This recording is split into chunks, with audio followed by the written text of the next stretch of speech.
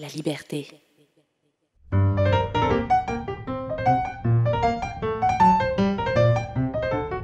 Quand les portes s'ouvrent, des liens se créent et des vies peuvent changer. C'est le cas des personnes que nous avons rencontrées dans ce balado.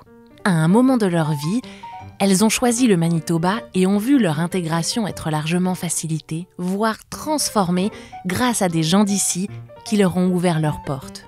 Leurs rencontres, leur histoire montrent qu'une intégration réussie, ça passe aussi par un accueil chaleureux. Bienvenue dans le balado Quand les portes s'ouvrent, un balado de la liberté.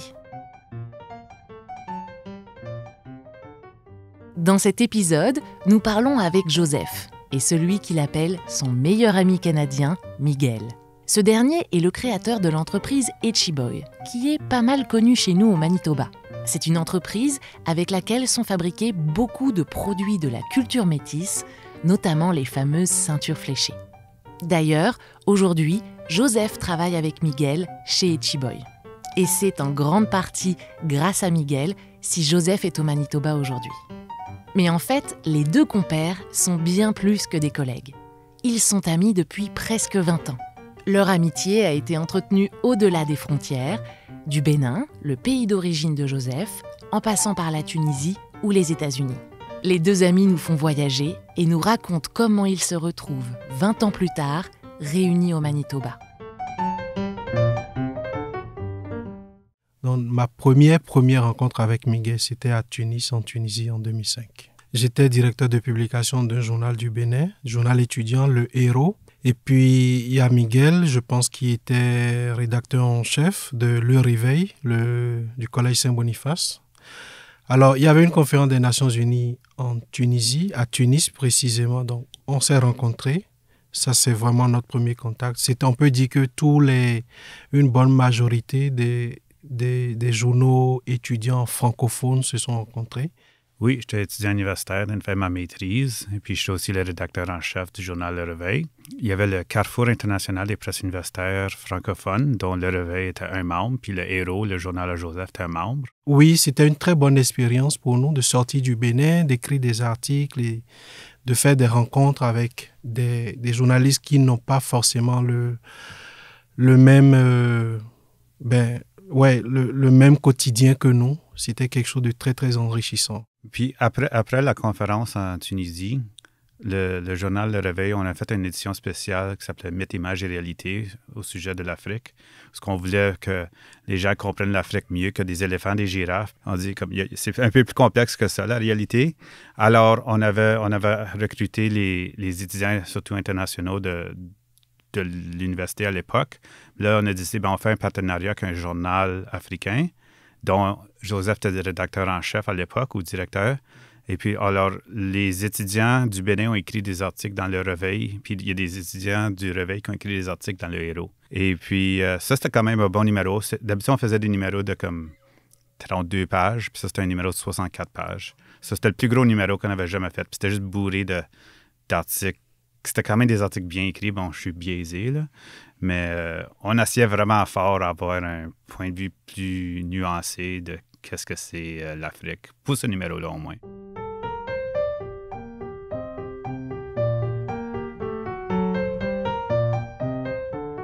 Alors, moi, je viens de Porto Novo, mais j'ai grandi à Savalou.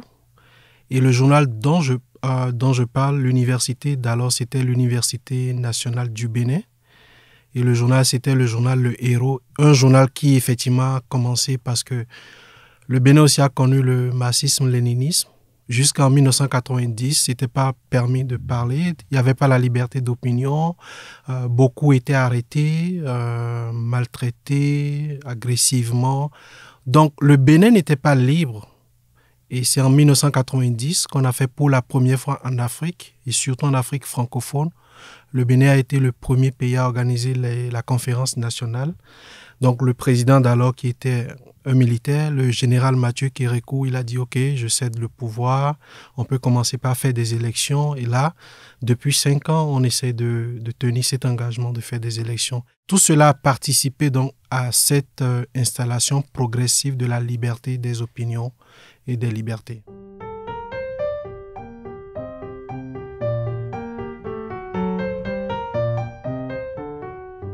Alors, ok, Joseph et Miguel se sont rencontrés pour la première fois à Tunis en 2005. Mais qu'est-ce qui a fait que ça a cliqué pour les deux? Pourquoi ils sont devenus amis? Oui, je me rappelle rencontrer Joseph, je le trouvais sympathique. Il était gentil. Je faisais des blagues plates puis il riait. Alors, c'était déjà pas mal bien. Plus, on avait un autre ami, Arcade, qui est aussi du Bénin. Alors, Arcade et Joseph étaient beaucoup ensemble. Je sais pas, il n'y a pas eu de résistance. C'était vraiment une amitié rapide et facile. Miguel, tout de suite, est quelqu'un de très ouvert. Oui, très facile à aborder. Il faisait des blagues.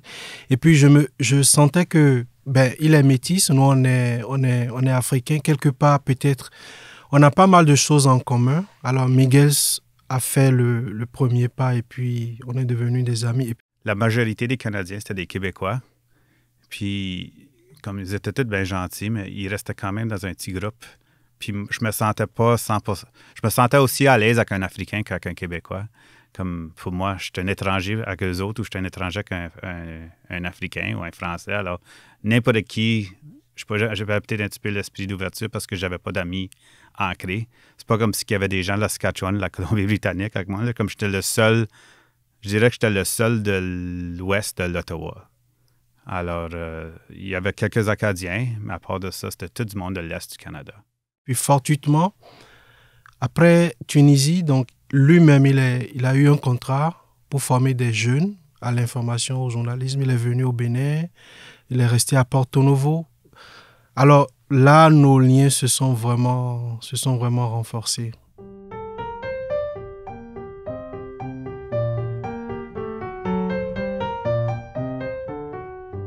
Puis il y avait eu une offre d'emploi pour un contrat au Bénin. Et puis le monsieur en charge, c'était un Égyptien qui s'appelait Mohamed.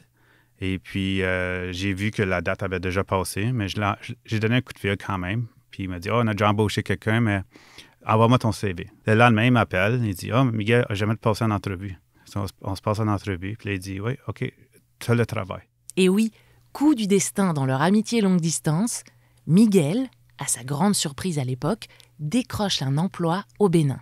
Il va alors retrouver son grand ami Joseph et passer plusieurs mois à ses côtés à découvrir son pays. Puis là, une fois arrivé au Bénin, j'avais, comme on a mentionné, Arcade puis Joseph qui m'ont accueilli au pays. Puis c'était vraiment bien avoir des liens béninois pré-pays, si ça fait du sens. Alors, je pouvais développer une vraie amitié avec Joseph et Arcade que ceux locaux, je pouvais pas bâtir cette même amitié. C'était difficile à passer l'idée que je suis un étranger là, puis beaucoup de gens me voyaient comme une opportunité. C'était difficile de bâtir une vraie amitié. Mais Arcade et Joseph, par exemple, eux autres, ils ne voulaient rien de moi. C'était juste des amis. Alors, avec ceux-là, on a pu développer une amitié quand même qui m'a beaucoup aidé parce que c'est quand même... je ne m'ai jamais vu comme une personne blanche jusqu'au temps que je suis déménagé au Bénin. Là je suis un Yovo au Bénin. Yovo, ça veut dire personne de couleur blanche. Et puis, il y a une forme d'excitation chez les enfants quand on voit une personne de peau blanche. Tu vas entendre la chansonnette « Yovo, Yovo, bonsoir, ça va bien, merci ».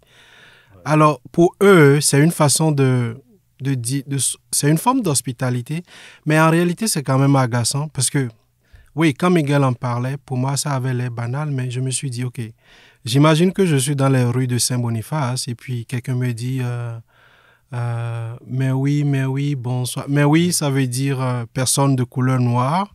Mais oui, bonsoir. Alors, comment je me sentirais? Je me sentirais comme une forme de racisme. Alors, je pense que pour Miguel, ça a été quand même un choc. Mais dans l'opinion publique au Bénin, dire ça, c'est pas quelque chose de méchant. Moi, je m'amusais quand les enfants faisaient leur petite chanson. Moi, je répondais « Mais oui, comment ça va? » Puis là, il va oh! Parce que là, ils comprennent que j'ai compris, parce que le petit peu de fond que je connaissais, là.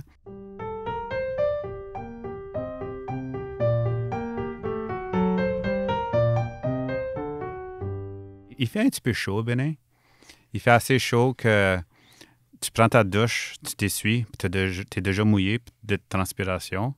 Puis aussi, nous autres, j'avais fait une tente de moustiquaire.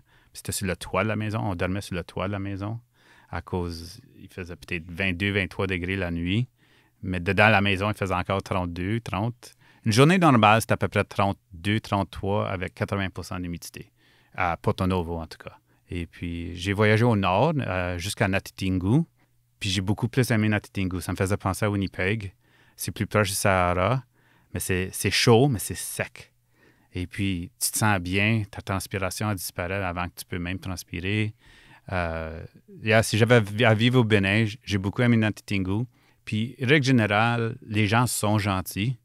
C'est une des valeurs très chères aux Africains en général, que l'étranger, quand il vient, non, il faut l'accueillir, il faut lui offrir. Il y a une culture, si tu dormais sur du matelas et que l'étranger vienne, tu lui laisses le matelas et toi, tu peux te coucher sur une natte. Alors, moi, c'est un peu imbibé dans tout ça. Et puis, en plus, Miguel, je le voyais comme un frère parce que pour nous, un ami, quelqu'un avec qui tu es très proche, c'est comme un frère à toi.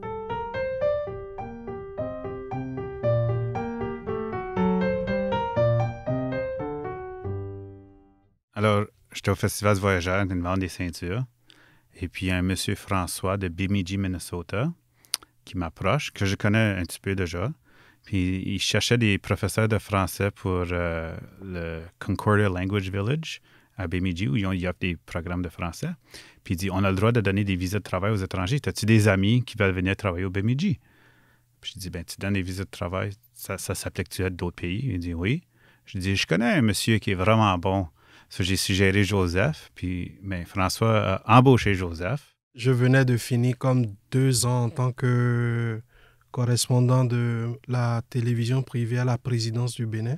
J'étais fatigué. Je voulais comme prendre une année sabbatique, donc l'information de Miguel tombait vraiment à point.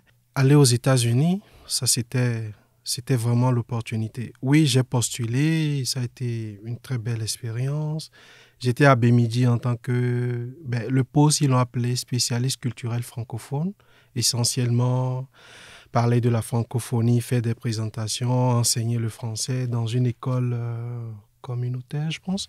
Donc, j'ai fait 1 an à Bemidji et plusieurs fois, Miguel était venu me voir. Le programme consistait à repartir chez soi parce que une partie, c'était tu apprends aussi de la culture du milieu dont tu repars. Alors moi, je suis reparti au Bénin, je n'ai plus fait de journalisme. C'est là que j'ai commencé par travailler en tant que chargé de communication dans un programme de Cajou avec le gouvernement américain. Il y avait une ONG au Bénin, donc oui, ça, j'ai fait ça pendant des années. Mais avec Miguel, on a toujours gardé le contact jusqu'en 2019. Et puis voilà, Echiboy a besoin de quelqu'un. Il m'a fait l'offre. Moi, je voulais venir au Canada. J'ai répondu à l'offre. Et puis, voilà.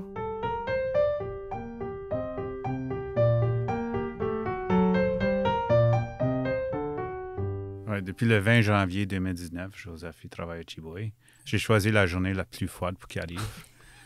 Il faisait pas mal froid quand même. Là. J'ai donné 40. Mon manteau de skidoo. Puis, ouais. En tout cas, Chiboy est en expansion. Il y avait le programme de mobilité francophone. C'était pas trop complexe. Alors, on a fait cette procédure-là. On avait, Brigitte Léger qui nous a beaucoup aidés. Puis là, finalement, ça a été approuvé. Puis Joseph a commencé à travailler. Et puis, moi, je savais au moins si Joseph venait, il y avait un contrat de 2 ans. Si je savais pour 2 ans, j'étais bon. Plus, je connaissais assez bien Joseph. Je savais qu'il était fiable, qui est quand même une qualité difficile à trouver. La fiabilité. Tu n'as pas besoin de t'inquiéter, il va juste faire son travail. Puis, attends, tu n'as pas besoin de t'inquiéter. Je sais pas, ça a beaucoup de valeur qui est difficile à expliquer, mais comme employeur, quelqu'un que tu peux laisser tout seul puis il va juste faire son travail, ça vaut cher. J'ai dû me réadapter parce que le Bénin, on tient un peu quand même de la France, la culture de travail. Tu vas au boulot à 8 heures, tu finis peut-être à midi, tu reviens à 15 heures. Et puis c'est le travail, il y a peut-être une façon de s'habiller, mais ici j'ai compris que des fois tu mets juste ton jean, tu mets juste un t-shirt. Mais à Echiboy, on a une culture de... Il n'y a pas le micromanagement, quelque chose que moi j'ai beaucoup aimé. Miguel, c'est vrai, on était des amis, mais... Oui, voilà ce que tu as fait et puis tout ce qu'on veut, c'est les résultats. Echiboy, c'est un peu comme... C'est pas comme toutes les entreprises, c'est des ceintures, c'est des histoires. Il fallait comprendre les patrons, comment ça marche. Mais je pense que mes expériences m'ont beaucoup aidé parce que les toutes premières fois, il consistait à comme prendre les produits, prendre en photo les produits, traiter dans Photoshop, les mettre sur le site web, préparer des commandes. Sinon, mais en général, c'est quand même apprendre à vivre parce que moi, par exemple, on a une façon de parler quand on est très motivé, on parle avec beaucoup d'énergie, mais la culture canadienne, c'est peu importe la situation, fais-toi, tu n'as pas besoin de trop crier, les gens auront l'impression que tu les agaces. Non. C'est des détails culturels que j'ai appris comme ça avec Miguel et plein d'autres aussi. S'il te plaît, Joseph, parle-moi en plus. Parce que Joseph disait toujours, Miguel, s'il te plaît, Miguel. Puis là, il disait qu'est-ce qu'il voulait dire, mais c'était pas méchant, mais juste le ton. Un Canadien me disait, pourrais-tu me passer ta plume, s'il te plaît? Mais Joseph avait dit, Morgan, s'il te plaît, passe-moi le stylo. Et puis là, je suis comme wow! Puis des références culturelles. Puis, par exemple, tous les Canadiens connaissent les Simpsons. Ben, mon pauvre Joseph connaît aucune référence des Simpsons. Alors, il ne peut pas participer à beaucoup des blagues que les Canadiens ont. Comme c'est juste un petit exemple, mais c'est tout ce qui est télévision, musique même, c'est tout nouveau pour Joseph. Puis des fois, on oublie qu'il n'y a pas eu toutes ces expériences de jeunesse pareilles. Puis avec Joseph, j'ai pu apprendre beaucoup des mots dans mon vocabulaire qui sont peut-être en cri, que je pensais qu'ils étaient français, parce que Joseph, il ne comprend pas un mot cri. Puis moi, je ne savais pas que c'était un mot cri, je pensais que c'était du français. Alors, il y a des petites choses comme ça, à cause d'être exposé à quelqu'un qui ne te comprend pas toujours. Puis on se trouve des nouvelles expressions. Alors, il a appris qu'est-ce que tigidou veut dire. Juste hier ou avant-hier, j'ai aimé son expression. Je lui devais de l'argent, puis il dit « Je suis riche dans ta poche ». Je trouvais ça vraiment bien. J'avais jamais entendu ça. Je suis « Oh, wow ». De temps en temps, on se partage. Yeah. On est tous les deux plus riches pour nos connaissances ensemble. Mais quand même, c'est toujours un défi de toujours apprendre. À chaque jour, tu es en train d'apprendre. Puis même une fois que tu commences à te sentir confortable, tu comprends que tu ne comprends rien.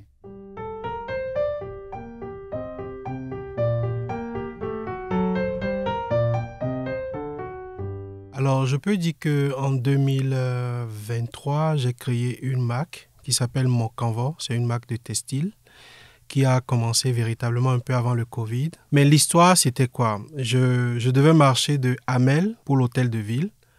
Je me suis mal habillé. J'avais mis juste un jean que j'ai amené du Bénin. Je me suis brûlé. Alors, j'ai compris que, OK, les habits de l'Afrique, c'est beau, mais c'est pas bon. Moi, je veux créer du vêtement. Ça peut être des foulards, des couvertes, des chaussures sur mesure qu'on peut porter. Mais les designs, les patrons sont inspirés de l'Afrique. Alors oui, j'ai commencé cette initiative qui consiste donc à fabriquer des chaussures, des couvertes, bientôt des habits inspirés d'Afrique. Parce que derrière chaque patron, j'essaye de raconter une histoire. L'une de mes convictions, c'est l'humain, c'est le capital. J'ai rencontré quelqu'un métis en terre tunisienne. Il y a 15 ans, 20 ans, je n'ai jamais imaginé que je pouvais atterrir, travailler même au Manitoba.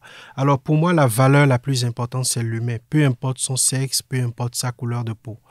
Donc pour moi, c'est une entreprise que j'ai voulu faire en travaillant avec des populations autochtones. Parce que j'ai eu quand même des défis. L'Afrique est à comme 12 000 km de Saint-Boniface.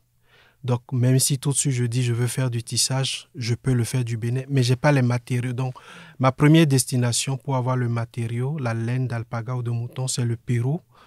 Donc, moi, je fais les designs ici, j'écris les histoires et c'est fabriqué au Pérou, c'est envoyé ici, c'est vendu à partir du Canada. Donc, c'est une entreprise de personnes Black and Indigenous people, comme des minorités. C'est des minorités qui se donnent la main pour mieux raconter l'histoire du monde.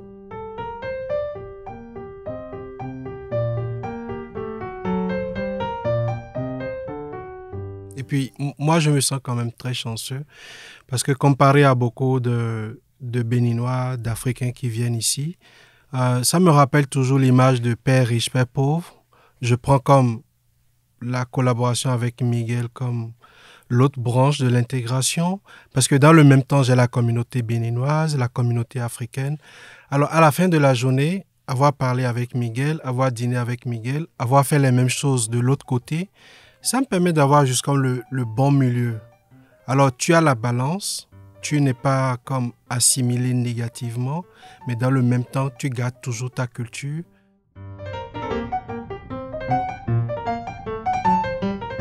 Merci à Joseph et à Miguel de nous avoir raconté leur histoire.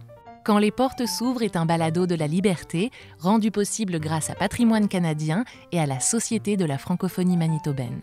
Écriture et voix off, Morgane Lemay. Rémi Chevalier et Mehdi Béredad étaient à l'enregistrement et au montage. Fanny Demeuzy est gestionnaire de projet. Graphisme de Sonia Rousseau, Lisiane Romain est à la production et Sophie Gaulin à la direction générale. Retrouvez Quand les portes s'ouvrent sur toutes vos plateformes d'écoute préférées et n'hésitez pas à commenter, partager et à nous laisser 5 étoiles. La liberté.